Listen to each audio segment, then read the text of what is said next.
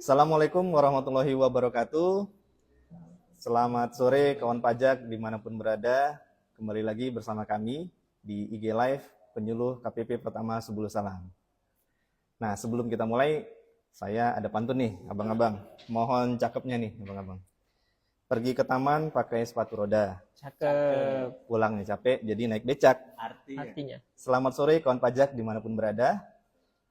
Kembali lagi bersama kami di Bisik Pajak, Bisik Bijak, yaitu bincang asik bicara pajak. Oke. Baik, terima kasih kawan pajak dengan saya di sini. Perkenalkan saya Putra. Kemudian ada di sini Bang Fadil, juga ada di sini Bang Surya. Kami bertiga adalah penyuluh pajak di kantor pajak Sebulu Salam ya. Jadi kawan pajak pada hari ini ya, pada sore hari ini kawan pajak kita akan membahas mengenai dua isu terkini ya, kawan pajak. Dua isu yang mungkin viral atau yang beredar di media sosial pada akhir-akhir ini ya. Yang pertama kawan pajak itu mungkin kita akan membahas mengenai kaitannya dengan PPh final pengalihan hak atas tanah dan bangunan. Atau juga nanti kita akan berkaitan dengan ada yang namanya pajak warisan ya. Pajak warisan yang akhir-akhir ini mungkin sering dibahas ya di media sosial. Kemudian untuk materi kedua nanti kita akan membahas mengenai pajak bagi pedagang kecil atau bagi shadow ekonomi. Ya, nanti kita akan bahas di sana apa itu shadow ekonomi, bagaimana pajak untuk pedagang kecil, kita akan bahas. Baik, untuk mempersingkat waktu kan pajak, yang pertama kita langsung saja masuk ke materi. Yang pertama dengan Bang Fadil ya. Bang Fadil dulu. Selamat sore Bang Fadil. Sore, Bang ya. Putra. Yang pertama nih Bang Fadil, kita akan bahas mengenai PPh final mengenai pengalihan hak atas tanah dan bangunan. Ya. Kira-kira apa itu Bang Fadil PPh final itu? Ya, jadi seperti ini untuk pengalihan hak atas tanah atau bangunan atau yang biasa kita sebut dengan penjualan tanah ataupun penjualan bangunan itu secara ketentuan perpajakan itu nantinya akan dikenakan PPh yang bersifat final ya. Nah, untuk PPh ini diatur di PP nomor 34 tahun 2016 dan juga di PMK 81 tahun 2024. Nah, jadi di peraturan tersebut itu mengatur terkait dengan penghasilan yang diperoleh oleh baik itu orang pribadi maupun badan yang melakukan pengalihan ataupun penjualan ya berupa tanah dan atau bangunan. Nah, untuk pengalihan ini bisa banyak jenisnya. Nah, bisa melalui penjualan, tukar menukar, hibah, bahkan sampai dengan waris juga. Seperti itu, Bang Putra. Oke. Berarti segala jenis pengalihan hak atas tanah bangunan itu pada dasarnya itu akan dikenakan PPh final ya, Bang Fadil ya? Ya. Jadi kalau untuk pengenaan PPh final itu sendiri nih Bang Fadil, kira-kira tarifnya itu berapa sih Bang Fadil? Ya, jadi untuk tarif PPh final atas pengalihan tanah dan atau bangunan ya, itu kita kenal ada 3 tarif ya. Jadi untuk yang pertama itu tarifnya sebesar 2,5% atau 2,5% itu dari jumlah bruto atau nilai pengalihan tanah dan atau bangunan. Jadi secara umum tarifnya itu adalah 2,5%. Nah, untuk tarif yang kedua itu tarif sebesar 1%. Nah, tarif sebesar 1% ini itu dari jumlah bruto nilai pengalihan ini khusus untuk rumah sederhana dan rumah susun sederhana. Nah, yang dilakukan oleh wajib pajak yang memang usaha pokoknya itu melakukan pengalihan tanah dan atau bangunan. Nah, yang terakhir, yang ketiga, itu tarif sebesar 0% itu atas pengalihan tanah dan atau bangunan itu kepada pemerintah, badan usaha milik negara, dan juga badan usaha milik daerah yang memang pengadaannya itu untuk kepentingan umum. Jadi ada 3 tarif untuk pengenaan PPh final atas pengalihan tanah dan atau bangunan ini. Seperti itu Bang Putra. Oke, berarti tarifnya itu berbeda-beda Bang Fadil ya. Mulai tadi 2,5%, ada yang 1% dan ada juga yang 0% ya Bang Fadil ya. Iya, wah, itu. Berarti memang kalau kita bicara tentang pengalihan hak atas tanah bangunan, itu kita tergantung dari jenis transaksinya itu ya. Benar, apakah itu jual beli ya, apakah itu hibah ataupun dia pengalihan kepada tadi pemungut atau pemerintah tadi ya Bang Fadil ya. Iya. Nah, memang untuk mengenakan tarif yang contohnya 2,5% ini pasti dia ada dasar nilainya atau nilai pengalihannya itu Bang Fadil. Itu kira-kira diambilnya dari mana nih Bang Fadil untuk nilai pengalihannya? Ya, jadi untuk nilai pengalihannya sendiri sesuai dengan ketentuannya itu ada 5 jenis ya. Jadi untuk yang pertama itu ini nilai berdasarkan keputusan pejabat yang berwenang. Ini dalam kondisi di mana pengalihan ini kepada pemerintah ya. Itu yang pertama. Yang kedua itu nilai menurut risalah lelang. Nah, lalu yang ketiga itu nilai yang seharusnya diterima atau diperoleh dalam hal pengalihan tanah dan atau bangunannya itu dilakukan melalui transaksi jual beli yang dipengaruhi dengan hubungan istimewa. Lalu untuk yang keempat itu nilai yang sesungguhnya diterima atau diperoleh dalam hal pengalihannya itu melalui jual beli yang tidak dipengaruhi hubungan istimewa. Nah, perlu kita jelaskan dulu, untuk hubungan istimewa ini biasanya terjadi karena memang transaksinya itu misal seperti keluarga saudara, itu memang ada hubungan-hubungan khusus di mana transaksi itu ada hubungannya, istimewanya, sehingga memang perlu ada pengaturan khusus. Lalu yang terakhir, itu nilai yang seharusnya diterima atau diperoleh berdasarkan harga pasar, di mana harga pasar ini penentuannya dilakukan apabila transaksinya itu melalui tukar-menukar, pelepasan hak, penyerahan hak, hibah, waris, dan cara lain yang memang telah disepakati. Ya, seperti itu. Wah, berarti memang cukup jelas tadi ya Bang Fadil ya. Tadi sudah dijelaskan Bang Fadil nih, kawan pajak. Dasar dari pengenaan tarifnya itu seperti apa ya Bang Fadil? Ada nilai berdasarkan pejabat berwenang ya, bisa nilai menurut salah lelang dan lain-lain seperti tadi. Seperti yang sudah dijelaskan oleh Bang Fadil. Nah, Bang Fadil, untuk dasi yang mengalihkan hak ini, apakah mereka wajib mempunyai NPWP atau bagaimana nih Bang Fadil sebenarnya? Ya, jadi seperti ini, dalam pemenuhan hak dan kewajibannya ya untuk PPH atas pengalihan tanah atau bangunan ini, secara umum orang pribadi atau badannya wajib memiliki NPWP atau nomor pokok wajib pajak ya. Jadi orang pribadi ataupun badan itu wajib memiliki NPWP. Kecuali, nah ini ada pengecualiannya, itu bagi orang pribadi yang memang penghasilannya itu di bawah penghasilan tidak kena pajak atau PTKP. Jadi untuk orang pribadi yang penghasilannya di bawah PTKP itu dikecualikan dari kewajiban memiliki NPWP, dan juga bagi subjek pajak luar negeri itu juga dikecualikan dari kewajiban memiliki NPWP. Iya, menarik nih Bang Fadil terkait dengan pengecualian tadi ya. Jadi memang kalau dia di bawah PTKP ya istilahnya, PTKP itu berarti tidak wajib NPWP-nya aktif, seperti itu ya Bang Fadil ya. Nah, itu terkait pengecualian dari pengaktifan NPWP. Nah, kalau dari segi pengecualian pengenaannya sendiri nih Bang Fadil, misalnya, itu apakah ada ketentuannya diatur dalam peraturan mengenai pengalihan hak atas tanah bangunan ini Bang Fadil, untuk pengecualian dikenakan PPh final ini, seperti itu? Ya, baik. Jadi untuk pengecualian dari kewajiban PPh final ini diatur di PP 34 tahun 2016 dan juga di PMK 81 tahun 2024. Jadi untuk pengecualian ini kita bagi menjadi 7. Untuk yang pertama itu memang bagi orang pribadi yang mempunyai penghasilan di bawah penghasilan tidak kena pajak atau di bawah PTKP, ya itu apabila dia melakukan pengalihan tanah dan atau bangunannya itu dengan jumlahnya itu kurang dari 60 juta rupiah dan bukan merupakan jumlah yang dipecah-pecah ya. Jadi dia juga mendapat pengecualian dari kewajiban PPh final ini. Lalu yang kedua itu untuk orang pribadi yang melakukan pengalihan dengan cara hibah. Nah, hibah ini kepada keluarga sedarah dalam garis keturunan lurus 1 derajat, badan keagamaan, badan pendidikan, badan sosial, dan juga badan usaha mikro dan kecil, sepanjang hibah tersebut memang tidak ada hubungan usaha, pekerjaan, kepemilikan, dan penguasaan di antara kedua belah pihak.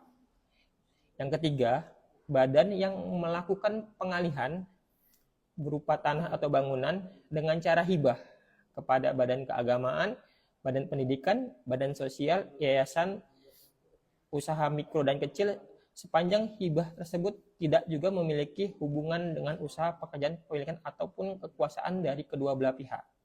Nah, yang keempat, pengalihan harta berupa tanah atau bangunan karena waris. Nah, jadi waris juga termasuk yang dikecualikan dari kewajiban pengenaan PPh ini. Lalu yang kelima itu badan yang melakukan pengalihan itu dalam rangka penggabungan, peleburan atau pemekaran usaha yang memang sudah ditetapkan oleh Menteri Keuangan ya untuk menggunakan nilai buku. Itu juga dikecualikan. Lalu yang keenam, orang pribadi atau badan yang melakukan pengalihan ini dalam rangka melaksanakan perjanjian bangun serah guna, dan pemanfaatan barang milik negara. Itu juga termasuk yang dikecualikan. Dan yang terakhir, yang ketujuh, itu bagi orang pribadi atau badan yang tidak termasuk subjek pajak yang melakukan pengalihan, itu juga dikecualikan dari kewajiban pengenaan PPh final ini. Jadi seperti itu. Baik Bang Fadil. Jadi begitu kan pajak ya. Jadi ternyata pemerintah telah menyiapkan fasilitas-fasilitas yang mana PPh final itu bisa dikecualikan nih ya dari pengenaan ya terkait dengan pengalihan hak atas tanah dan bangunan tadi. Nah, Bang Fadil, tadi saya mendengar tadi ada salah satu poin dikecualikan itu adalah mengenai pengalihan berupa tanah dan bangunan karena waris ya Bang Fadil. Nah, itu juga kaitannya dengan isu kita akhir-akhir ini ya, di mana banyak beredar ya di media sosial bahwasannya kalau kita punya warisan ya, kalau kita sebagai ahli waris itu kena nih yang namanya pajak warisan nih Bang Fadil ya. Yang beredar kan seperti itu ya Bang Fadil ya. Nah, kira-kira sebenarnya atas warisan ini ya kita bicara mengenai warisan berupa tanah dan atau bangunan nih misalnya atas balik nama tanah dan atau bangunan, apakah memang itu merupakan objek pajak atau bagaimana nih Bang Fadil sebenarnya kalau warisan itu? Ya, seperti yang telah saya jelaskan sebelumnya ya. Nah, terkait dengan hal ini juga DJP telah menerbitkan keterangan pers ya, nomor 16 tahun 2025 ya, di mana di sana sudah dijelaskan bahwasannya memang warisan itu bukan objek PPh. Jadi memang warisan itu dikecualikan dari pengenaan PPh. Nah, jadi dengan demikian ahli waris itu tidak dikenakan pajak.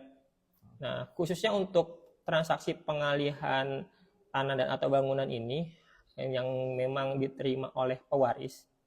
Nah, ini bisa dikecualikan dari pengenaan PPh-nya itu dengan cara mengajukan yang namanya permohonan SKB atau surat keterangan bebas seperti itu. Wah, jadi itu ya kawan pajak, jangan sampai salah ya kawan pajak. Jadi warisan itu bukan objek pajak ya Bang Fadil ya? Ya. Jadi sudah tertera juga ya dalam keterangan pers kita di nomor KT nomor 16 tahun 2025 ya, di mana tadi sudah dijelaskan Bang Fadil bahwasannya memang ya atas pengecualian itu juga harus diajukan permohonan ya Bang Fadil ya, yang melalui mekanisme surat keterangan bebas nih kawan pajak.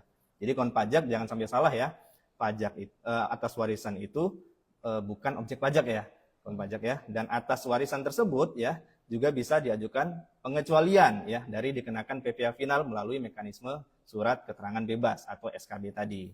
Nah, baik nih Bang Fadil. Jadi kita ketahui nih untuk mengajukan permohonan SKB tadi kan kita sekarang sudah memakai sistem Cortex nih Bang Fadil ya.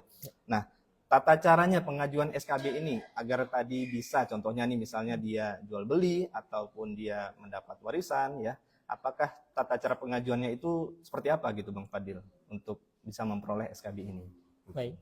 Jadi untuk memperoleh SKB ini wajib pajak bisa mengajukan permohonan untuk memperoleh surat keterangan bebas atas PPh final pengalihan tanah dan atau bangunan. Nah, ini untuk pengajuannya bisa melalui kantor pelayanan pajak atau KPP tempat orang pribadi atau badan yang bersangkutan terdaftar, atau juga bisa mengajukannya melalui akun Cortex. Nanti Cortex dapat diakses melalui website cortexdjp.pajak.go.id. Nah, khusus untuk waris ya, jadi permohonan SKB ini dapat diajukan oleh ahli waris. Nah, jadi ahli waris bisa mengajukan ke KPP yang terdaftar, bisa juga diajukan melalui akun Cortex melalui website cortexdjp.pajak.go.id. Ya, jadi permohonan ini nanti akan ditindaklanjuti atau diproses dalam waktu 3 hari kerja setelah permohonan diterima lengkap oleh KPP tempat ahli waris terdaftar. Baik, Bang Fadil, berarti memang permohonan SKB ini, Bang Fadil, itu wajib diajukan oleh yang mengalihkan, begitu ya Bang Fadil ya kira-kira ya, yang mengalihkan hak atas tanah dan atau bangunan. Kecuali tadi atas warisan ya, kawan pajak ya. Kalau warisan yang mengajukan itu adalah ahli warisnya, kawan pajak. Jangan sampai salah ya. Jadi untuk pengajuan itu diajukan oleh yang bersangkutan ya. Nah, kemudian nih Bang Fadil, untuk persyaratannya sendiri, kira-kira misalnya kita sudah mendapatkan warisan, kemudian kita sebagai ahli waris ingin mengajukan SKB, kira-kira syarat apa yang diperlukan konpajak yang ada di manapun berada ini untuk bisa mengajukan SKB ini? Baik, jadi ketentuan untuk memperoleh SKB ini kita bagi menjadi 3 ya. Jadi yang pertama itu bagi orang pribadi yang mempunyai penghasilan di bawah PTKP ya, yang memang pengalihannya itu kurang dari 60 juta rupiah. Jadi permohonan ini harus dilampiri dengan yang pertama, surat pernyataan bahwa yang bersangkutan ini berpenghasilan di bawah PTKP dan juga pengalihannya itu kurang dari 60 juta rupiah. Yang kedua itu fotokopi kartu keluarga, dan yang ketiga fotokopi surat pemberitahuan pajak terutang atau SPPT pajak bumi dan bangunan tahun yang bersangkutan.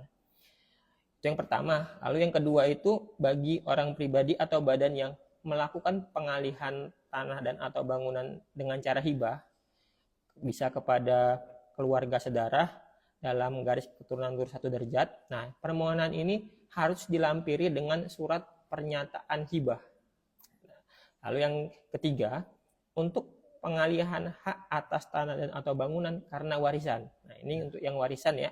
Jadi permohonan yang diajukan oleh ahli waris ini dilampiri dengan surat pernyataan pembagian waris dengan format sesuai dengan lampiran per 08 tahun 2025 ya. Jadi dalam hal permohonan sudah lengkap dan sudah diterima, nanti Kepala KPP akan menerbitkan SKB PPH atas pengalihan tanah atau bangunan.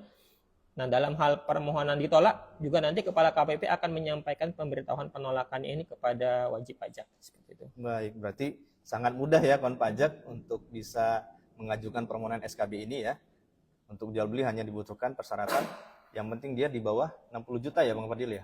Transaksinya di bawah 60 juta, dan yang penting konpajak bukan merupakan jumlah yang dipecah-pecah ya konpajak ya.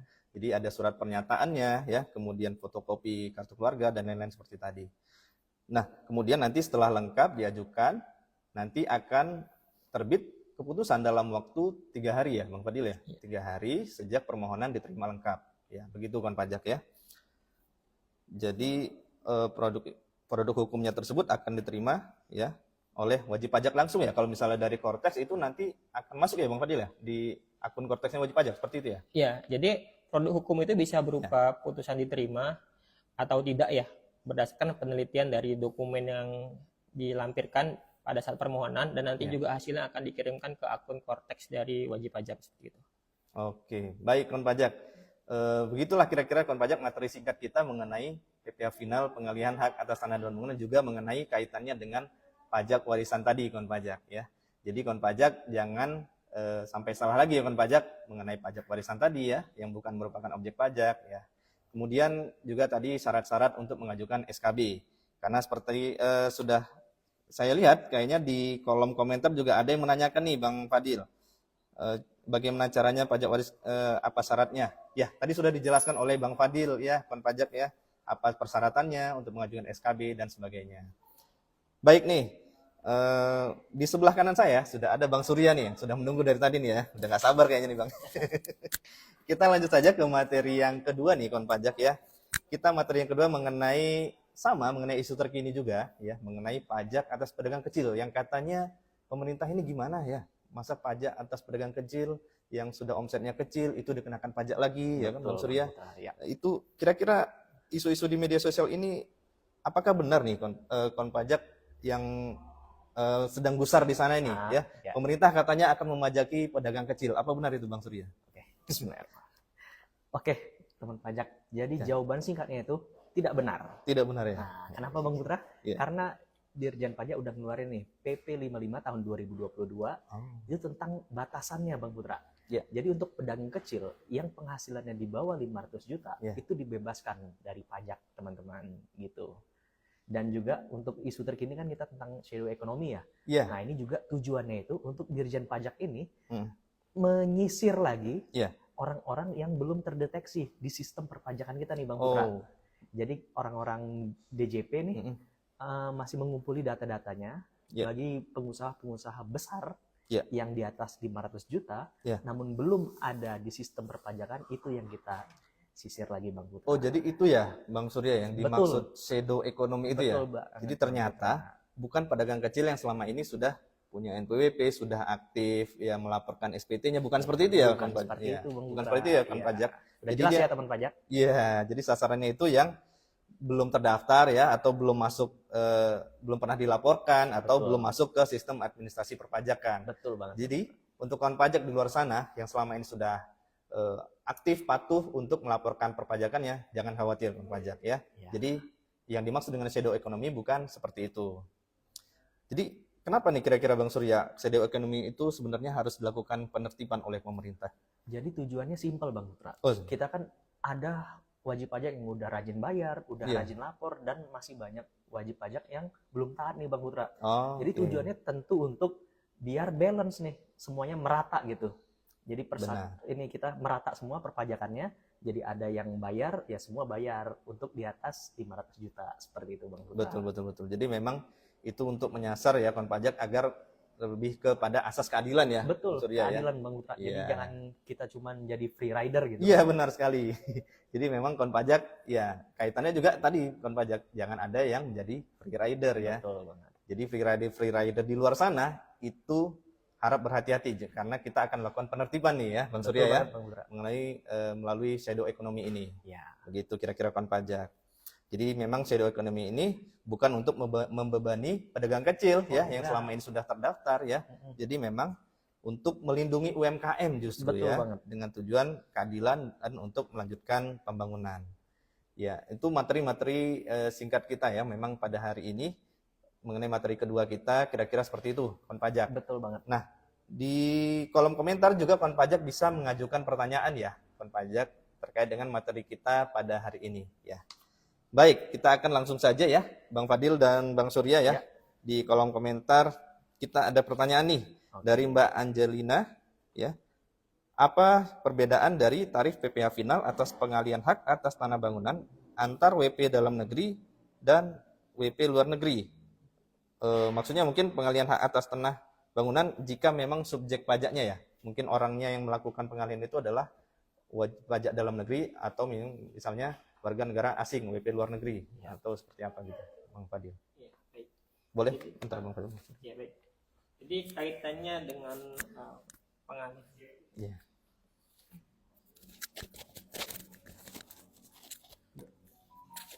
Baik, jadi pertanyaan terkait dengan pengalihan tanah atau bangunan ya bagi wajib pajak dalam negeri dan juga wajib pajak luar negeri. Seperti yang kita ketahui tadi ya, untuk pengalihan tanah dan atau bangunan ini kan tadi ada 3 tarif ya, 2,5%, 1%, dan 0%. Jadi 2,5% itu untuk tarif pengalihan tanah dan atau bangunan yang biasa, yang seperti yang kita kenal saat ini. 1% itu untuk yang memang rumah sederhana dan rumah susun sederhana, dan yang 0% itu untuk kepada instansi pemerintah. Jadi untuk tarifnya tetap sama, yang 3 tarif itu, hanya saja yang membedakan itu untuk yang wajib pajak dalam negeri dan juga wajib pajak luar negeri itu kaitannya dengan kewajiban ber-NPWP ya, seperti itu ya. Jadi kalau untuk wajib pajak yang memang subjek pajak luar negeri itu memang dikecualikan dari kewajiban memiliki NPWP. Nah, nanti untuk yang subjek pajak dalam negeri atau wajib pajak dalam negeri itu yang wajib memiliki NPWP, kecuali memang orang pribadi yang memang penghasilannya itu di bawah penghasilan tidak kena pajak. Mungkin seperti itu, Bang Putra.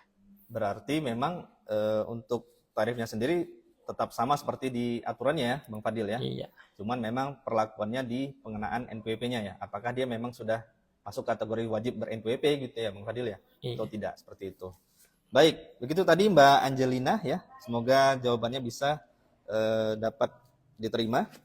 Kemudian ada pertanyaan lagi nih kawan pajak dari Oh iya kawan pajak, sebelumnya kita mau menginformasikan ya untuk pertanyaan-pertanyaan ini kita memiliki hadiah ya kawan pajak, dapat voucher sebesar 50.000, voucher Indomaret sebesar 50.000. Jadi kawan pajak yang mengajukan pertanyaan bisa mendapatkan voucher sebesar 50.000 ya. Jadi tadi untuk Mbak Angelina tadi terima kasih atas pertanyaannya dan selamat sudah mendapatkan voucher 50.000. Kemudian pertanyaan kedua ya, mengenai dari Mbak Mutiara ya. Pak, berarti kalau jualan kelontong itu nggak kena pajak? Itu harus ajukan dulu atau otomatis nggak kena pajaknya? Iya, ini bagaimana mengenai perpajakan toko kelontong begitu Bang Surya? Kira-kira gimana nih Bang Surya mengenai toko kelontong? Iya, Bismillahirrahmanirrahim. Oke, pertanyaan bagus banget nih dari Ibu Mutiara ini ya. Iya. Jadi kalau Ibu Mutiara ini kan jual kelontong, Bang Putra ya. Iya, kayaknya. Tergantung nih, kelontongnya kelontong gede atau kelontong kecil nih. Jadi kalau kelontongnya itu di atas 500, tentu saja kena Bang Putra. Oh, begitu. Nah, tapi kalau kelontong Ibu Mutiara ini masih di bawah 500 juta dalam 1 tahun nih, Ya. omsetnya itu masih belum kena pajak oke. PPh finalnya gitu. Dan ini pun berlakunya nggak selamanya Bang Putra. Iya. Dia untuk orang pribadi itu berlakunya cuma 7 tahun sejak oke. terdaftar. Jadi misal Ibu Mutiara yang terdaftar 2018 nih, Mm-mm. berarti 2025 ini tahun terakhir dia untuk menggunakan batasan 500 juta tadi Bang Putra. Baik, iya. Oke. Baik, begitu ya Mbak Mutiara. Kira-kira Oke. jawabannya. Jadi memang untuk pengenaan UMKM ini kita kategorikan dulu toko kelontongnya nih Mbak Mutiara. Iya, ada kelontongnya 500 atau di bawah Iya, 500 nih. betul ya. Jadi kalau Iya. misalnya masih di bawah 500 dia masih kategori UMKM lah ya, Betul Bang Surya banget, ya. Bang Putra. Jadi kalau misalnya sudah di atas 4,8 miliar malah ya itu bukan toko kelontong Wah, UMKM lagi ya. Itu udah ya. grosir nih. Udah grosir, oke. Dan itu juga pengenaan tarifnya juga beda ya. Betul maksudnya banget. ya. Jadi memang PPh final sebesar 0,5% tadi ya untuk UMKM ya betul Bang Surya ya. banget. 0,5%. Itu berlaku 7 tahun ya. Sampai Berlaku dengan 7 peraturan tahun. diubah ya, Betul. pajak ya. Jadi memang ada juga kabar bahwasannya memang pengenaan tarif yang 0,5% ini juga akan diperpanjang nih kon pajak ya, Bang Surya ya katanya ya. Ada info lagi berarti Bang ya? Iya, ada Perpanjang info nih. memang, cuman kita menunggu informasi resminya kon Betul pajak ya. banget. Peraturan resminya nanti akan segera dirilis oleh pemerintah. Tinggal tunggu saja kon pajak. Yang pasti ya kon pajak, pemerintah tetap mendukung pengusaha kecil atau UMKM untuk tetap melanjutkan usahanya dengan tidak terbebani oleh pajak dan tetap menerapkan asas keadilan tadi kon pajak. Betul banget Bang. Baik. Begitu kira-kira kon pajak materi bisik bijak kita pada hari ini ya. Semoga kon pajak di luar sana ya, informasi kita dapat diterima dengan baik. Dan untuk penutup ya, saya akan mengasih pantun, mohon cakepnya juga nih abang-abang. Beli kue ini di pasar Simpang Kiri, Cakep. kue ini dipetik sebelum terjatuh. Artinya. Cukup sekian IG Live Bisik Bijak pada hari ini. Billahi taufik wal hidayah. Wassalamualaikum warahmatullahi wabarakatuh. Terima kasih kon pajak.